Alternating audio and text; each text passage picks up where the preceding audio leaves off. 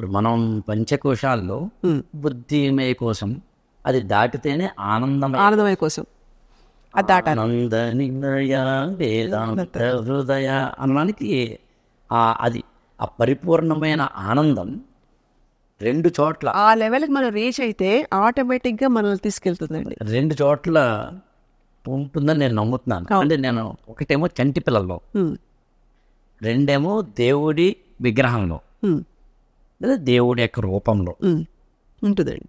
దేవుడి యొక్క రూపంలో ఎందుకు ఉంటుంది ఒక ఆనంద తత్వము అంటే, ఆయన మనందరినీ లేదా భక్తులందరినీ లేదా నమ్మిన వాళ్ళందరినీ బాగుపరిచేందుకు, ఆనందపరిచేందుకు ఒక శక్తి కేంద్రంగా నిలబడి, దేవుడు అనండి, విగ్రహం అనండి, దాని వెనకాలన్న యంత్రం అనండి, దాని వెనకాలన్న అది కూడా మనకి abstract లో ఉంటుందండి. ఇప్పుడు దేవుడే కనుక మాట్లాడడం మొదలెట్టామనుకోండి, మాట్లాడాడు దేవుడు, సపోజ్ తిరుపతి వెంకటేశ్వర మాట్లాడడం మొదలెట్టాడు అనుకోండి, వీళ్ళకి ఇంకా ఎక్కడ ఎడ్జ్ ఉండదండి. You're gone case. అందుకే ఆయన దైవత్వం అనేది ఇట్స్ లైక్ ఎ మిర్రర్. మనం ఏమిటన్నా చూపించేస్తూ ఉంటుంది. ఇది ఇలా ఉంటుందంటే ఒక మాస్క్ తీసేస్తాం అక్కడికి వెళ్ళగానే, అంతే కదండి దేవుడు అంటే. సో అలా వెళ్ళేటప్పటికి మనకి ఒక ప్యూరిఫికేషన్ జరిగిపోతుంది. ఇది అనుకోని చర్య లోపల, ఇది abstract, but still it will be done. ఆ ఫీలింగ్ మనం we are exhibiting, that is scientifically proven. So దివ్యత్వంతో కూడినది ఏదైనా సరే, మంత్రంతో, ఎందుకంటే వాళ్ళంతా ఆగమ శాస్త్రాల ప్రకారం వాళ్ళు చేసే చర్యలన్నీ కూడా అనంతమైన విశ్వంలో అనంతంగా ఉండే ఒక అనంతుణ్ణి తీసుకొచ్చి ఒక దాంట్లో పెట్టి, అయ్యా ఇది నువ్వు, అది ఆయన కోసం కాదండి, మన కోసం. కానీ ఏవైతే షోడశోపచారాలు చేస్తున్నావో అది జీవుడికి వెళ్తూ ఉంటాయి. So what ever you give you get back కదా. అలాగే ఒక మనిషిలో కూడా మనం చూడగలగాలి. అంటే ప్రతి మనిషి మాధవుడు అవ్వడానికి ఇది ఒక్కటే అవకాశం.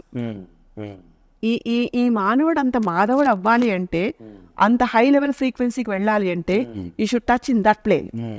అది కదా మనోమయ కోసం మనల్ని తీసుకెళ్ళి. అది లేకపోతే విమాన వెంకటేశ్వరుడు ఎలా దిగుతాడు, అలా మనం కూడా తిప్పుతూ ఉంటాడండి. అక్షయ విమానం. వీటన్నింటికి ఇంతకుముందు మనం ఒక ఎపిసోడ్లోనూ చెప్పినట్టుగా ఆలోచనే అసలైంది. ఆ ఆలోచన ఎంత పాజిటివ్గా ఉంటే అదే పాజిటివ్ ఎనర్జీ.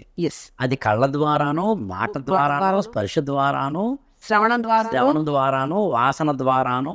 వాసన రెండు అర్థాల్లో, మామూలు లౌకిక అర్థం వాడాను, ఆధ్యాత్మిక వాసన అవి జన్మ సంస్కారాలను బట్టి ఏదైనా ఆలోచన.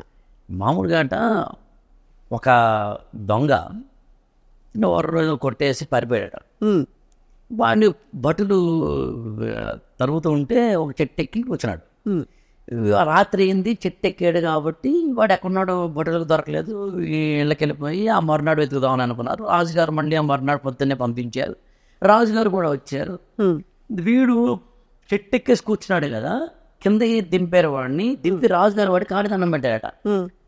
ఇదేంటి స్వామి నాకు దండం పెడతారేంటంటే, మామూలు శివభక్తుడు కాదురా, రాత్రి చెట్టు ఎక్కిన తర్వాత నువ్వేం చేసావంటే నిద్రపోకుండా ఉండేందుకు, ఎందుకు నిద్రపోతే కింద పడతాడు కాబట్టి ఒక ఆకు తీసి వదిలేవు. తీసిన ఆకులు వదిలినప్పుడు కింద పడ్డాయి. కిందేమో శివలింగం ఉంది, అదేమో మారేడు చెట్టు. సరిపోయింది. చెట్టెక్కిందేమో మారేడు, కింద ఉన్నదేమో శివుడు.